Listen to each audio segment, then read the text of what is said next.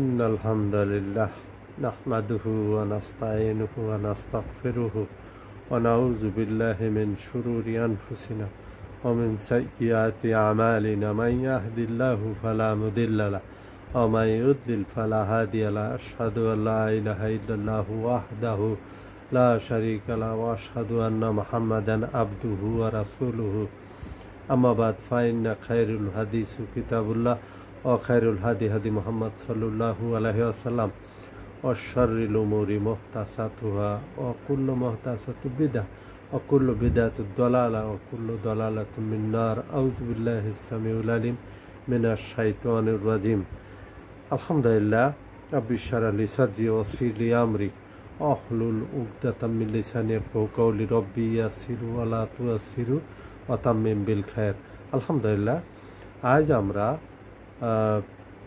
ইসালে সওয়াবের বি পর্বে যাচ্ছি।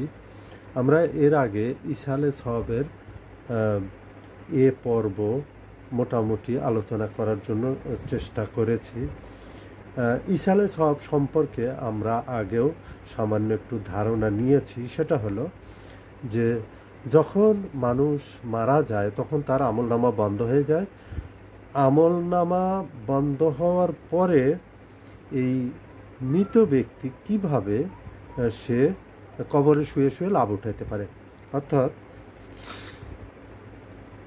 মানুষ যখন মারা যায় তার আমলনামা বন্ধ হয়ে যায় শুধুমাত্র তিনটে সোর্স ব্যতীত। ইদা মাতাল ইনসান আনখাতা আমালু ইল্লা তাল। একটা হলো সাদকায়ে জারিয়া, একটা হলো নেক সন্তান, আর একটা হলো নাফা ইলম।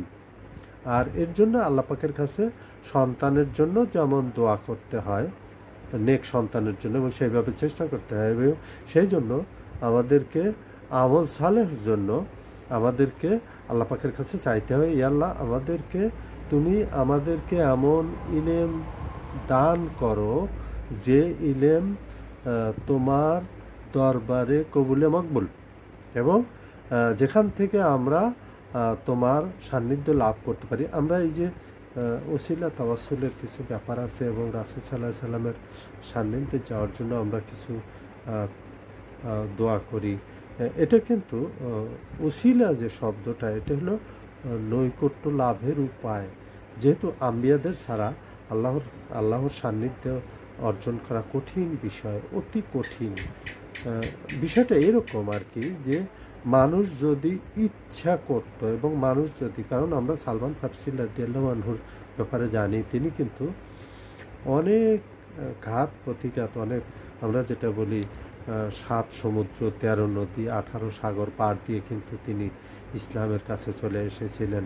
এবং একটা হাদিসও আছে যে ইসলাম যদি সুরাইয়া তারকাতেও যদি থাকতো, মানুষ তাকে খুঁজে বের করতো। আর আল্লাহর যে ওলি, আল্লাহর যে প্রিয়, আল্লাহর যে সন্তুষ্টির যে বান্দারা, আল্লাহর যে প্রিয় যে বান্দাগুলি, মাওলাহ মান কুনতু মাওলাহ, যে আল্লাহ পাকের যে প্রিয়, আল্লাহ পাকের যে বন্ধু, আল্লাহ পাকের যে দোস্ত, যাকে আল্লাহ পছন্দ করেন, এবং আল্লাহ তাকেই পছন্দ করেন যে আল্লাহর রাস্তায় চেষ্টা করে। এই যে বিষয়গুলি, এগুলি কিন্তু আমরা সবাই জানি, শুনে আসছি, তবুও আমরা ভুলে যাই, ভুলিয়ে দেওয়া হয় আদম আলাইহিস সালাম থেকে শুরু করে আজ পর্যন্ত। যাই হোক, বর্তমানে কিন্তু যে আমাদের যে 4 ইমাম, এবং শুধু 4 ইমাম না, আরও ওই সময়ের প্রেক্ষাপটে কিন্তু প্রসিদ্ধ 4 ইমাম, কিন্তু মাযহাব কিন্তু 10টার মতো ছিল, এবং আরও অনেক মাযহাব, এখনও অনেক মাযহাব অনেক আছে। শিয়াদের ভিতরে আছে, সুন্নিদের ভিতরেও আছে, অন্য যে শিয়া সুন্নির মাঝখান থেকে যেগুলি বেরিয়েছে সেগুলিও আছে। তো আসলে এটা কিন্তু সেইটাই কাবিলে কবুল, যেটা আল্লাহ এবং আল্লাহ রসুলের তরিকা মতো থাকবে। আর এই যে আল্লাহর রসুলের তরিকা মতো থাকা, এবং আল্লাহ রসুলের অনুসরণ করা, তার পরিবার পরিজনকে সম্মান করা, তাদের যথাযোগ্য মর্যাদা দেওয়া, তারপর সাহাবায়ে কেরাম, খোলাফায়ে রাশিদিন, সাহাবায়ে কেরাম, আশারা মুবাশশারা, এইভাবে ক্যাটাগরি যে চলে আসছে একের পর এক। আমরা শুধুমাত্র হুযায়ফা ইবনে ইয়ামান রাদিয়াল্লাহু আনহুর 12 জন মুনাফিক, তবুও কিন্তু রাসূল সাল্লাল্লাহু আলাইহি সাল্লাম বলে যাননি, যেহেতু একটা পরিবেশ হয়েছিল রাসূল সাল্লাল্লাহু আলাইহি সাল্লামকে হত্যা করার জন্য তারা আপ্রাণ চেষ্টা করেছিল। এবং আবু বকর সিদ্দিক রাদিয়াল্লাহু আনহুর সময় মুনকিরিনে জাকাত, ওমর রাদিয়াল্লাহু আনহুর সময় রোমান পার্সিয়ান আম্পায়ারের যে ফিতনা, এবং তার সাথে সম্পৃক্ত যে আমরা এই যুগের দালাল বলতে পারি, তারা ওই সময় ছিল, এখনও আছে, বিশেষ করে ইহুদি, যে যাদেরকে, যাই হোক, ওসমান রাদিয়াল্লাহু আনহুর সময়ের যে বালোয়াই, যে নতুন কিছু মুসলিম ছিল বিভিন্ন ফিরকা অবলম্বন, এবং আলী রাদিয়াল্লাহু আনহুর সময়ও কিন্তু বিভিন্ন রকমের ফিতনা, পরীক্ষা। আরবিতে কিন্তু ফিতনা মানে হলো পরীক্ষা। আমাদের ফিতনা ফাসাদ মানে হলো বিভিন্ন ঝগড়া বিবাদ, এইটা, কিন্তু আরবিতে ফিতনা অর্থ হলো পরীক্ষা, আল্লাহ পাকের পক্ষ থেকে যে পরীক্ষাগুলি আসে। সুতরাং আমরা এই আলেম ওলামা, খোলাফায়ে রাশিদিন, তারপরে আমরা তাবা ইমামগণ, বিশেষ করে হক্কানি যে ইসলামিক স্কলারগণ, তাদেরকে অবশ্যই অনুসরণ করবে এবং তাদের কাছ থেকে অনেক কিছু আমাদের জানার শেখার আছে। এখন আমরা যেটা আলোচনা করব সেটা হলো যে নেক বান্দাদের মাধ্যমে দোয়া করা। আমরা কিন্তু নিজেরা দোয়া করি না, ভাড়া করে দোয়া করি, এই বিষয়টা আদৌ সঠিক নয়। যার যার দোয়া সে করবে, এবং আল্লাহ পাক কিন্তু এমন না যে শুনতে পায় না।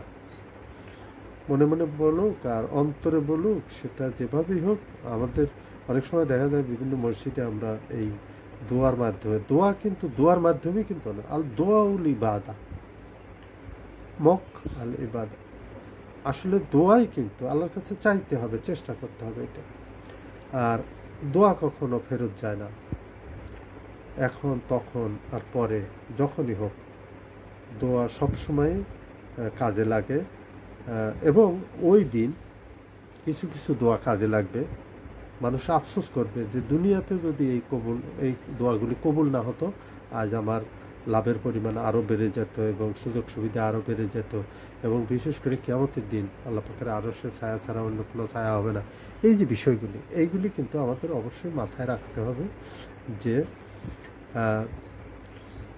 আমরা আগেই আলোচনা করেছিলাম সন্তান সন্ততির ব্যাপারে। এখন আমরা এই যে নেক ইলম, বিভিন্ন ধরনের আলেম ওলামা এবং যারা মুফাসসির, ইবনে কাসির, এবং সবচেয়ে প্রথম যে তারিখে তাবারি, তার তারিখে জেরির 310 হিজরি, এই যে এইগুলি আমরা অবশ্যই, আর ইমাম মুসলিম, ইমাম আবু দাউদ, ইমাম তিরমিজি, ইবনে মাজাহ, যে এনারা যে হাদিসগুলি লিখে গিয়েছেন এবং দিনের বড় বড় খিদমত নিয়েছেন, এগুলি কিন্তু অবশ্যই আমরা এখান থেকে লাভ উঠাচ্ছি এবং কিয়ামত পর্যন্ত উঠাইতে থাকব। এর কিন্তু একটা অংশ কিন্তু তাদের খাতায় জমা হবে। এবং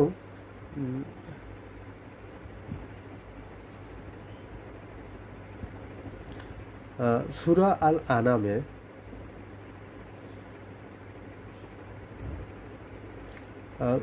আবু দাউদের একটা হাদিস, যে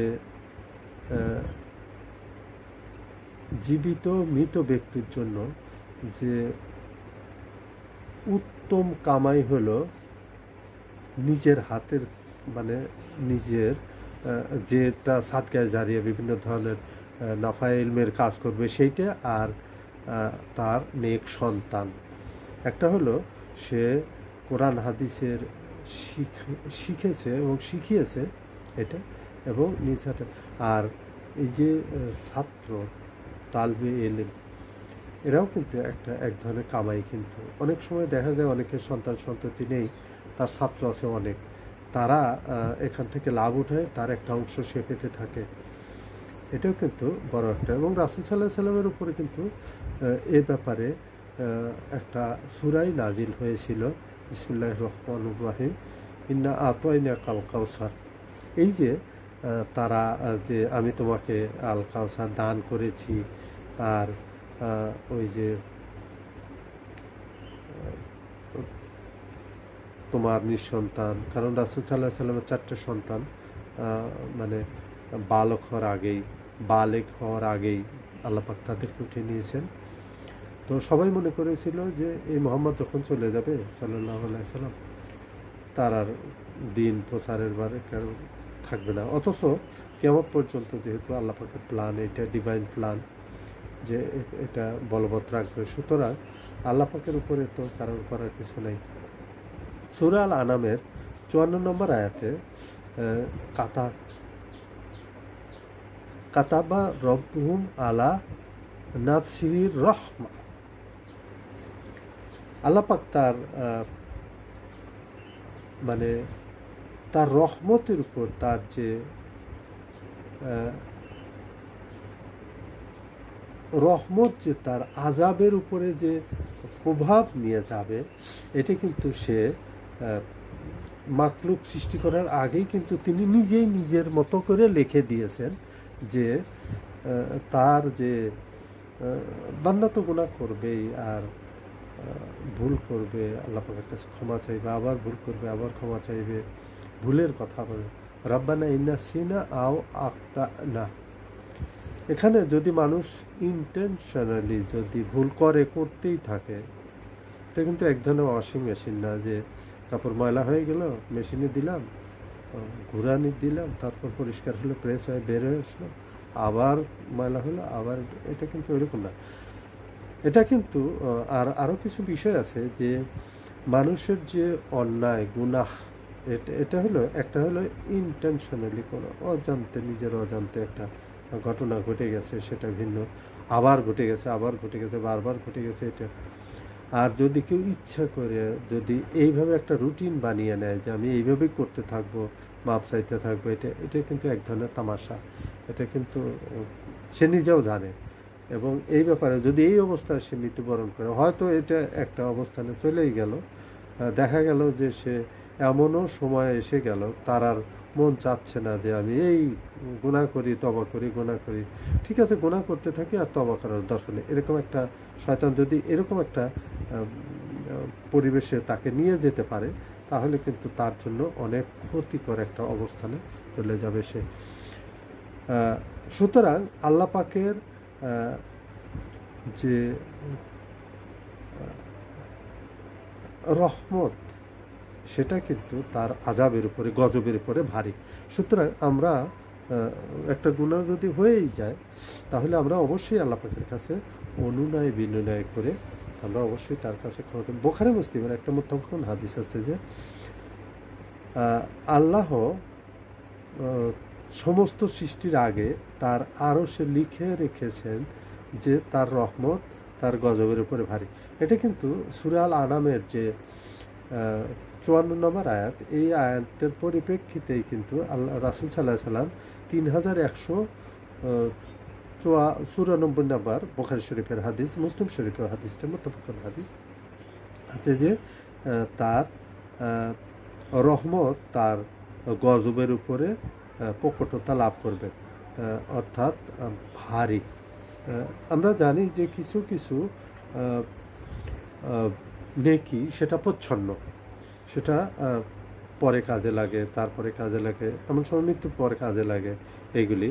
তো এটা কিন্তু প্রকটটা হলো যে অবশ্যই অবশ্যম্ভাবী, এবং আর কিছু কিছু দোয়া আছে, কিছু কিছু নেকি আছে যেগুলি এখানেও কাজে লাগে, ওখানেও কাজে, আর কিছু কিছু গুনাহ আছে এখানেও, দুনিয়াতেও কিন্তু আমরা জানি অনেকের যাবজ্জীবন হয়, অনেকের শাস্তি হয়, সশ্রম কারাদণ্ড হয়, কারোর ফাঁসি হয়ে যায়, বিভিন্নভাবে হয়ে যায়, আল্লাহ ভালো জানে এটার সত্য মিথ্যা। তো যদি তার সাথে জুলুম করা হয় তাহলে অবশ্যই সে শহীদ, আর যদি সে করেই থাকে তাহলে তার দুনিয়াতেও যেরকম অপমানজনক শাস্তি, আখিরাতেও আরও লজ্জাজনক শাস্তি তার জন্য অপেক্ষা করছে, আল্লাহ ভালো জানে। আল্লাহুম্মা আজিরনা মিনান নার। এটা হলো বুখারী শরীফের হাদিস। আর একটা সূরা জুমারের 7 নম্বর আয়াত, 39 নম্বর সূরার 7 নম্বর আয়াত, যে ওয়ালা তাজিরু ওয়াজিরাতুন ওয়াজিরু উজুরা ওয়াজিরুর উজুরা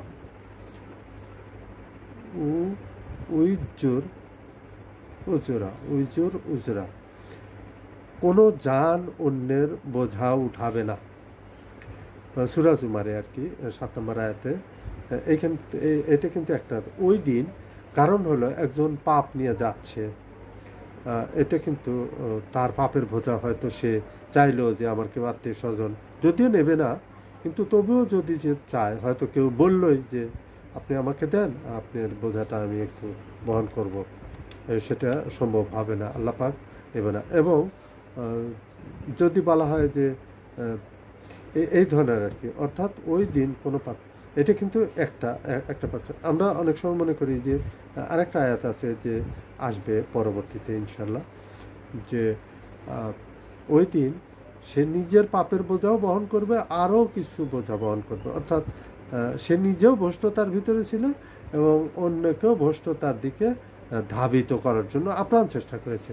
এটা তো এটা ডাবল বোঝা, এই নিজের বোঝা এবং অন্যের পাপের বোঝাও বহন করবে। ইবনে মাজার একটা হাদিস, 2354 নম্বর হাদিস, মিশকাতেও ইবনে মাজাতে হলো 3660 নম্বর হাদিস, 3660, আর মিশকাতুল মাসাবিতে 2354, 2354। জান্নাতের কিছু কিছু মা বাপ অথবা ওস্তাদ, কিছু লোক জান্নাতে তারা আছে, তাদের দারাজ বুলান্দ হবে, অর্থাৎ তাদের মানে হয় শাস্তি মাপ হবে, অথবা তাদের জান্নাতে তাদের মানে ডিভিশন করা হবে এবং বাড়িয়ে দেওয়া হবে। তো তখন সে প্রশ্ন করবে যে আমি তো এই নেকি করি নাই, আমার এই অবস্থার কারণ কি, আমার কেন আরও ডিভিশন হলো, আমার আমাদের উন্নতি হচ্ছে, আমার উন্নতি হচ্ছে জান্নাতের ভিতরে। তখন বলবে যে তোমার কেউ, তোমার ছাত্র হোক, তোমার সন্তান হোক, তোমার পাড়া প্রতিবেশী যেই হোক না কেন, যার অথবা কোনো মসজিদ, মাদ্রাসা, এতিমখানা, সেখান থেকে এই দোয়াগুলি আসছে, তুমি এইগুলি করে গেছো দুনিয়াতে, এইগুলি রেখে আসছো। এটা এই জন্য আমরা কিন্তু আল্লাহ পাকের কিছু কথা আমরা গুরুত্বের সাথে দিব। সেটা হলো যে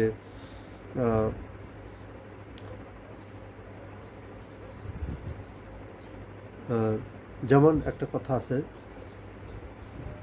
ইন্না আকরামাকুম ইন্দাল্লাহি আতকাকুম, আল্লাহ পাকের কাছে বেশি পছন্দ হলো তাকওয়া, আল্লাহ পাকের ভয় সেইভাবে ভয় যেভাবে ভয় করার হক। আবার আরেকটা কথা আছে যে আল্লাহ পাক বলছেন, সেটা হলো যে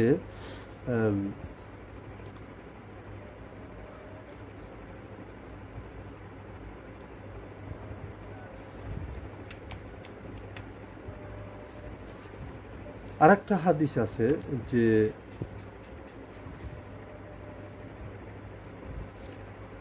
বুখারী শরীফের হাদিস, যে সাদ ইবনে উবায়দা মাতা মৃত্যুর সময় সাদগা খয়রাত করার জন্য রাসূল সাল্লাল্লাহু আলাইহি সাল্লামের অনুমতি চাইলেন। বুখারী শরীফের হাদিস 2762 নম্বর হাদিস। উনি সফরে ছিলেন, তখন খবর পেল যে সাদ ইবনে উবায়দা রাদিয়াল্লাহু আনহু, আমরা জানি যে ওয়াস এবং খাজরাজের যে দুইজন বিশিষ্ট সাহাবী ছিল,